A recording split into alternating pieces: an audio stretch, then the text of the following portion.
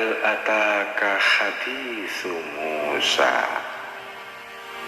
Sudah kau dengarkah kisah tentang Musa yang lahir dari lumpur perbudakan masa demi masa, gandum yang berlimpah dari ladang-ladang penderitaan insan, terapung dalam kapal-kapal di atas arus sungai Nil yang deras mengalir ke nampan-nampan perak penguasa tamak, penguasa yang buta, yang menegakkan monumen-monumen fana di atas derita para jelata, anak cucu Israel.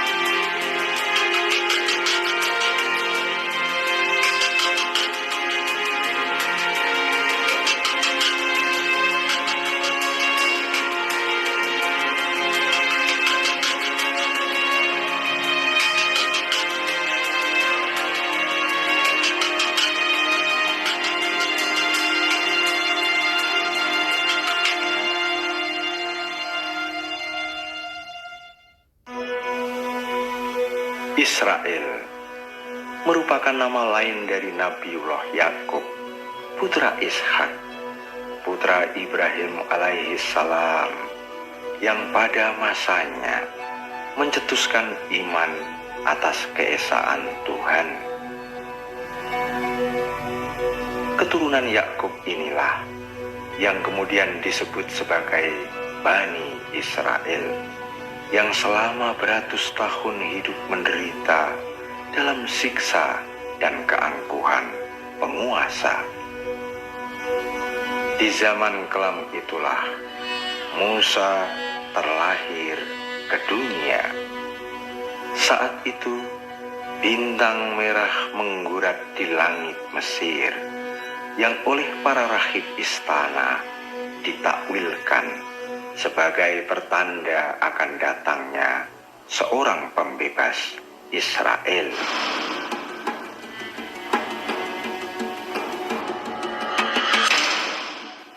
Demi menjaga keselamatan kekuasaannya, Fir'aun menitahkan agar seluruh bayi laki-laki Bani Israel dibunuh, dihabisi tanpa kecuali. Among these slaves there is a prophecy of a deliverer who will lead them out of bondage. A star proclaims his birth. Since this deliverer is among their newborn, only their newborn need die. Every newborn Hebrew man-child shall die. So let it be written, so let it be done.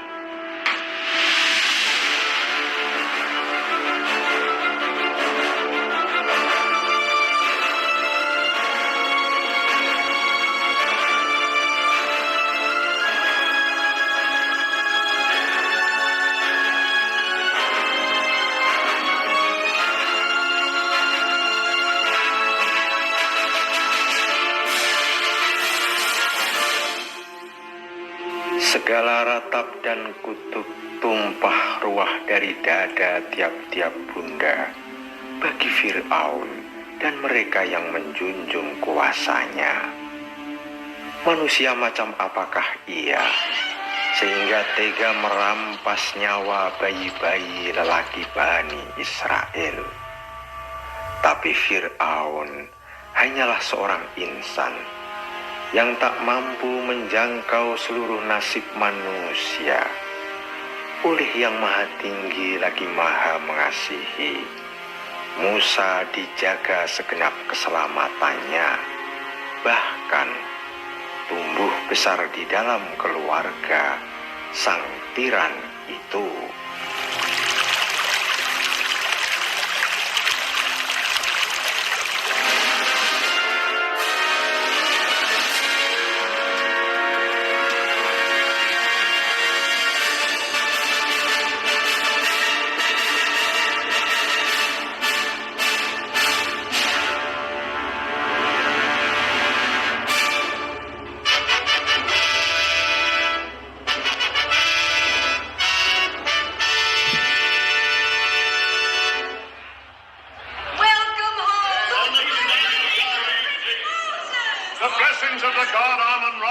upon you, great prince.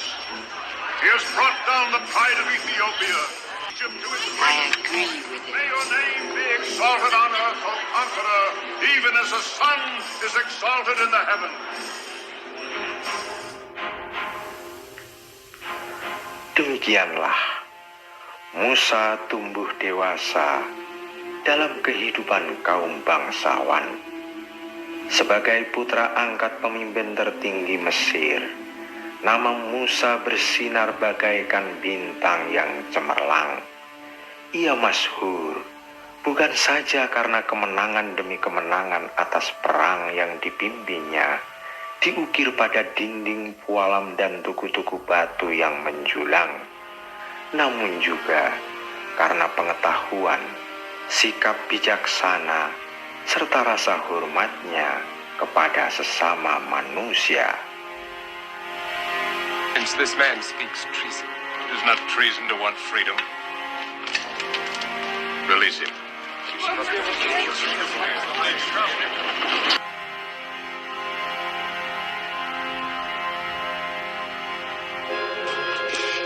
My noble one, it caught. I had not the strength to free myself. Your shoulders should not bear a burden, old woman.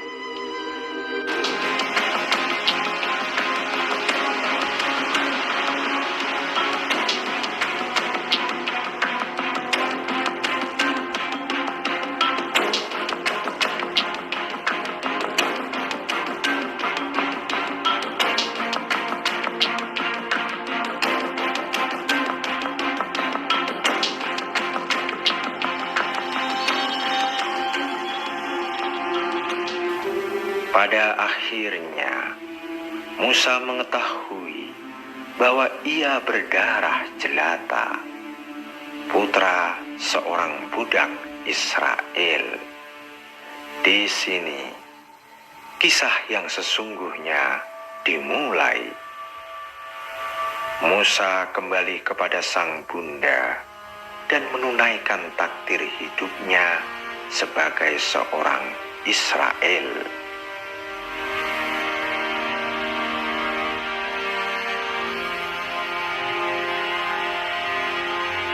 What change is there in me? Egyptian or Hebrew, I am still Moses.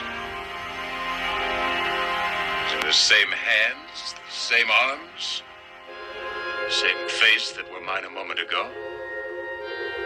A moment ago you were her son, the strength of Egypt. Now you are mine, a slave of Egypt. You find no shame in this. If there is no shame in me, how can I feel shame for the woman who bore me? Or the race that bred me? God of my father.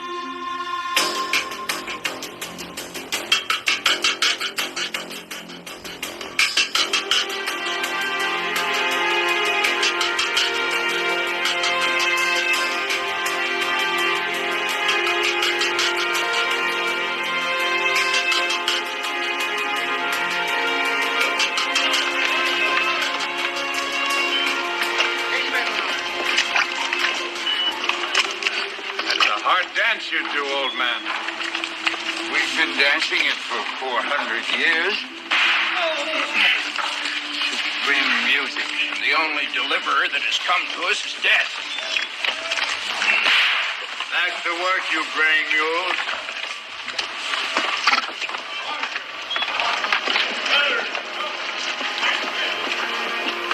Terik matahari berkilat-kilat di atas punggung yang coklat.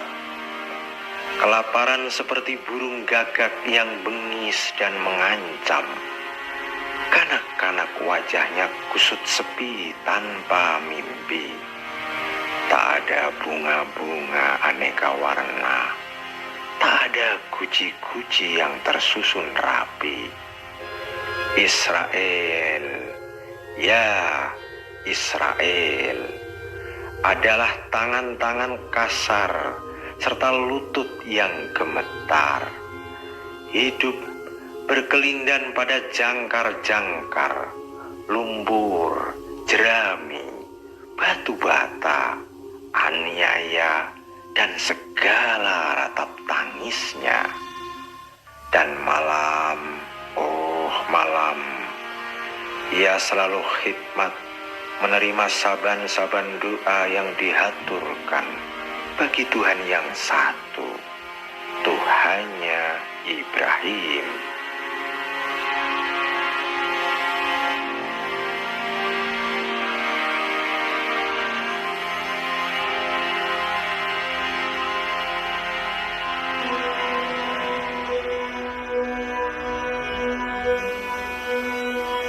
Setelah sekian lama bergumul dengan lumpur bersama budak-budak Israel, hari itu Musa datang ke istana Fir'aun dengan tangan dan kaki menggerincingkan rantai besi, tanpa mahkota, tanpa upacara, tanpa puji-pujian dan bunga-bunga. Tubuhnya yang terbalut lumpur, serta kulit legamnya yang bagai platina, mengabarkan getir dan kerasnya kehidupan kaum Israel dalam menempuh hari-hari gersang perbudakan. Di hadapan Fir'aun dan di antara tatapan mata orang-orang yang dulu mencintainya, Musa berjalan dengan leher dan pundak yang tegak, bersiap menerima hukuman atas terbunuhnya seorang Mesir serta tuduhan pengkhianatan. Great Pharaoh, I stand in the shadow of your justice. Whose work is this? I warned you of his treason, my father. The evil star foretold him as the destroyer of Egypt and deliverer of slaves. He's the son of Hebrew slaves. Speak, my son. I am the son of Amram and Yoshabel, Hebrew slaves.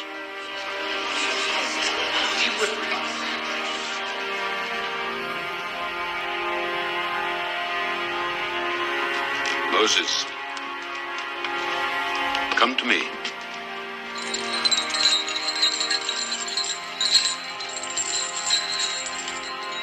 You are not a traitor.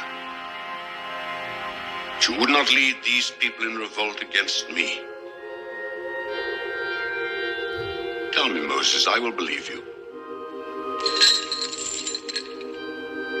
I am not this deliverer you fear. It would take more than a man to lead the slaves from bondage.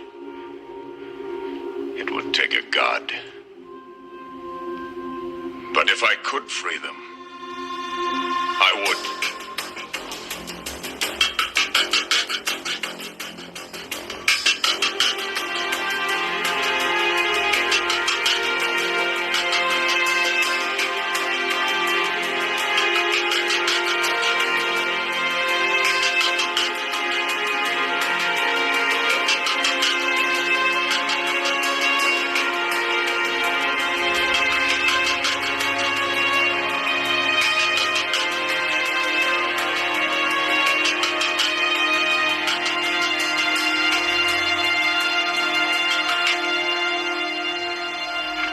I commend you to your Hebrew God, who has no name. If you die, it will be by his hand, not by mine.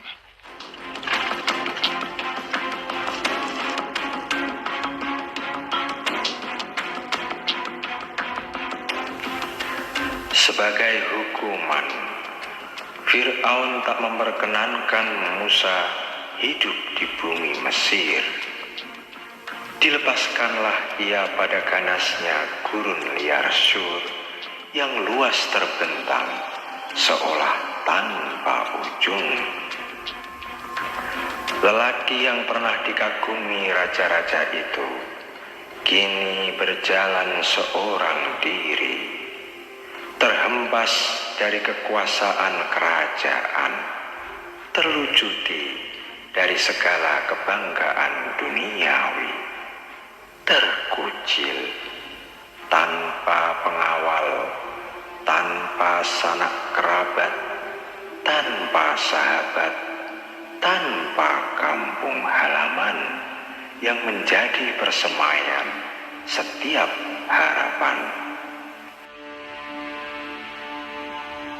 Kulitnya terbakar oleh angin panas dan pasir membara, mengingatkan pada pecut Mesir yang memperbudak kaumnya.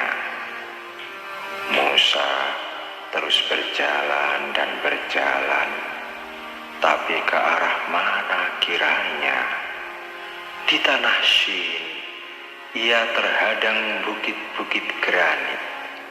Malam seperti mengurungnya dalam jubah kegelapan, dan sunyi dan sendiri.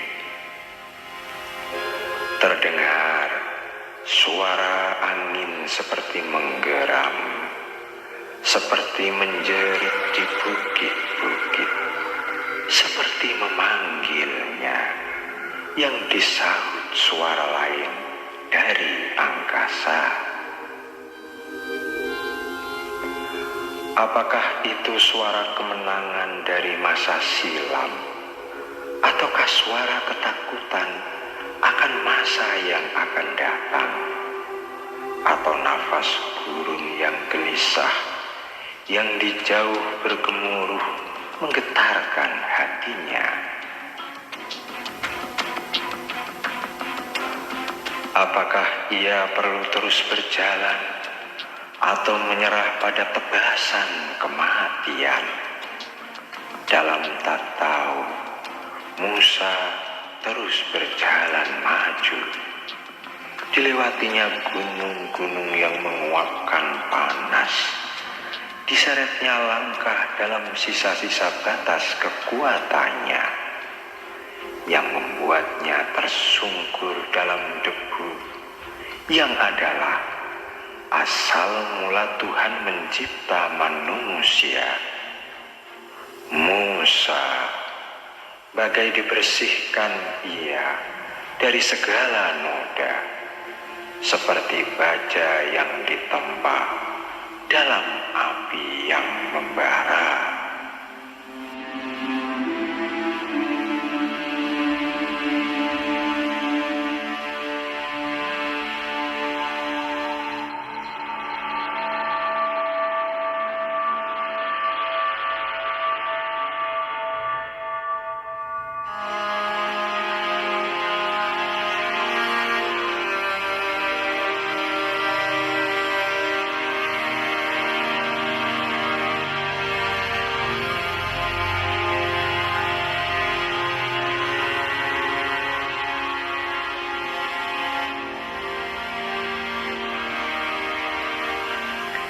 Setelah melampaui perjalanan berat itu, terkisah bahwa Musa tinggal bersama seorang salih bernama Yitro, mengembalakan kambingnya dan menikah dengan putrinya.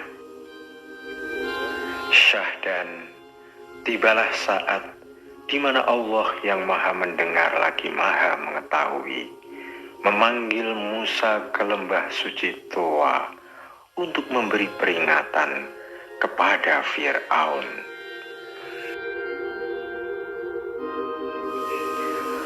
Hal ataka hadithu Musa idnadahu rabbuhu bilwadil muqaddasi Tuwa idhab ila fir'auna innahu tagha.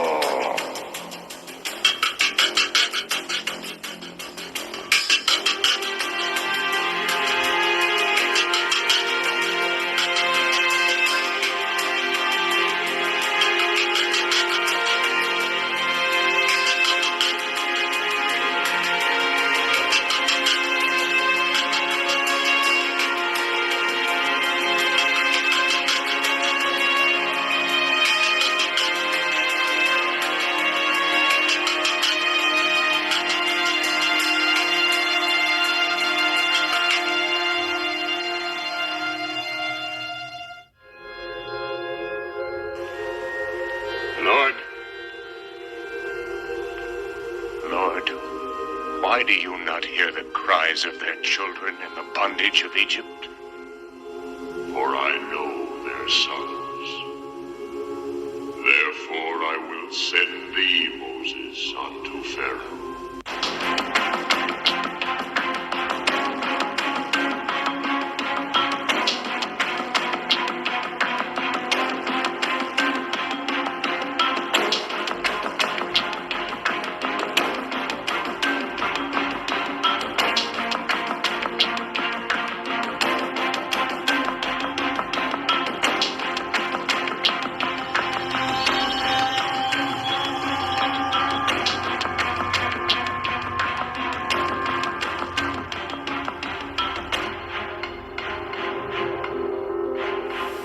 Maka Musa pun meninggalkan lembah suci untuk menunaikan tugas suci dari Yang Maha Suci, memberi peringatan kepada Fir'aun untuk membersihkan diri dari kesesatannya selama ini, dan Harun terpilih untuk mendampingi.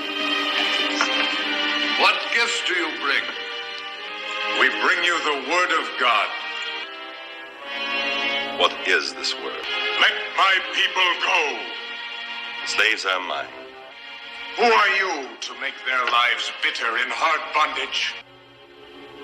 I do not know your God. Man shall be ruled by law, not by the will of other men.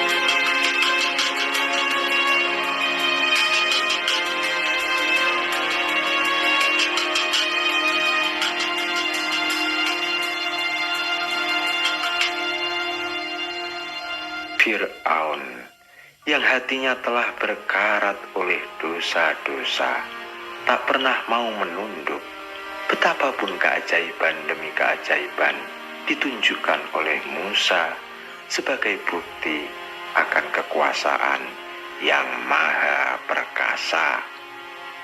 Al-Quran yang mulia mengabarkan 9 mukjizat yang nyata telah diberikan kepada Musa.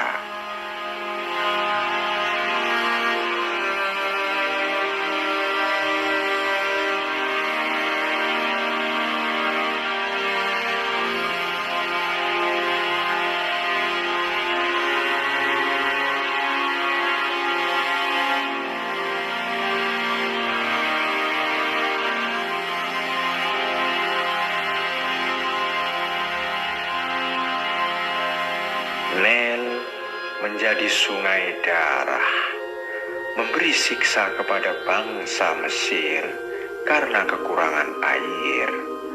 Badai, taufan, dan hama serangga membabi buta, menghancurkan ladang-ladang mereka, sementara ladang kaum Israel tak tertimpa suatu apa. Jutaan katak merajalela di mana-mana, mengusik ketenteraman hidup mereka. Wabah dan kematian bagai menyeringai di hadapan wajah-wajah angkuh yang tak juga menunduk pada kebesaran Allah yang maha kuasa atas segalanya.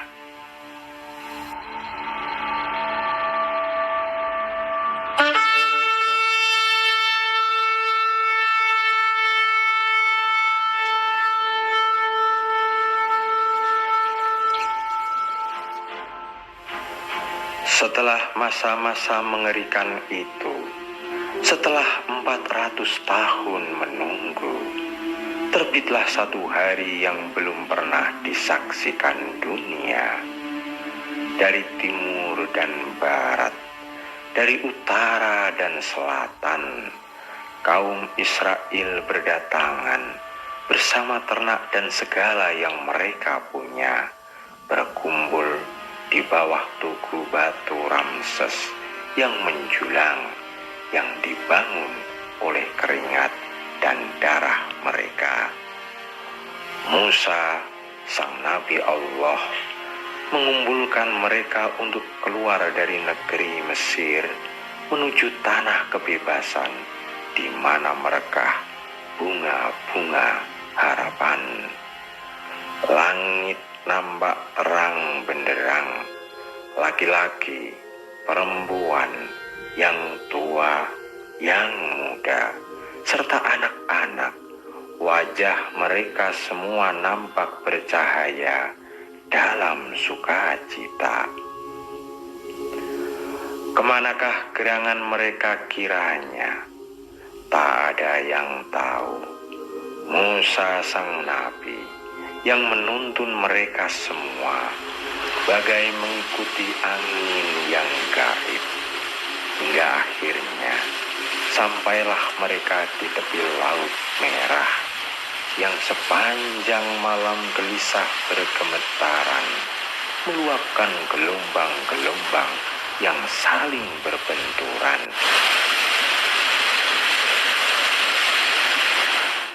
Gemuruh suaranya adalah rasa takut sang laut, sebab Rob-Nya telah berfirman agar ia tunduk pada apa yang akan diperintahkan Musa.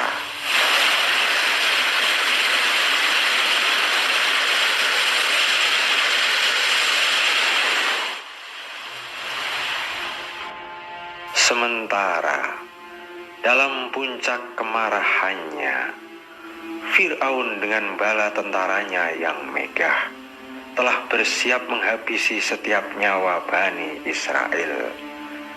Death to the slaves!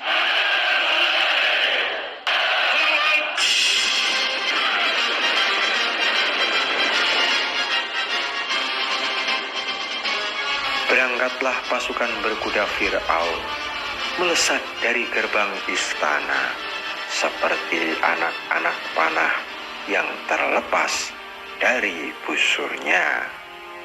I've ordered men to block the pass. How can we fight chariots? Deliverer. Yes, he has delivered you to death. Order the men to move back, Joshua. Moses for this! Deliver him to Pharaoh! He's a false prophet who delivers you to death. Oh! You'll be dead under them! Behold his mighty hand.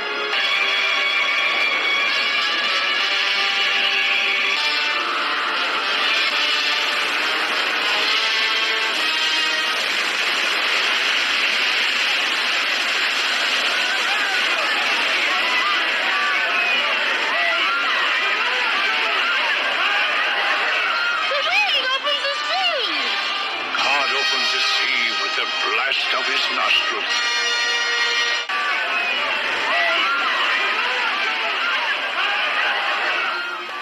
Atas izin Allah yang Maha Perkasa, setelah Musa memukulkan tongkatnya, maka terbelahlah Laut Merah.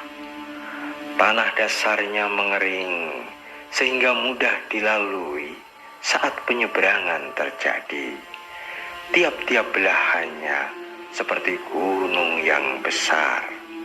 Bahkan dalam riwayat lain, Ibnu Abbas menceritakan bahwa laut terbelah menjadi 12 bagian yang masing-masing jalan diperuntukkan bagi tiap-tiap kabilah. Dan manakala Fir'aun bersama bala tentaranya menyusul sampai ke tengah laut, Musa kembali memukulkan tongkatnya sehingga laut kembali mengatup.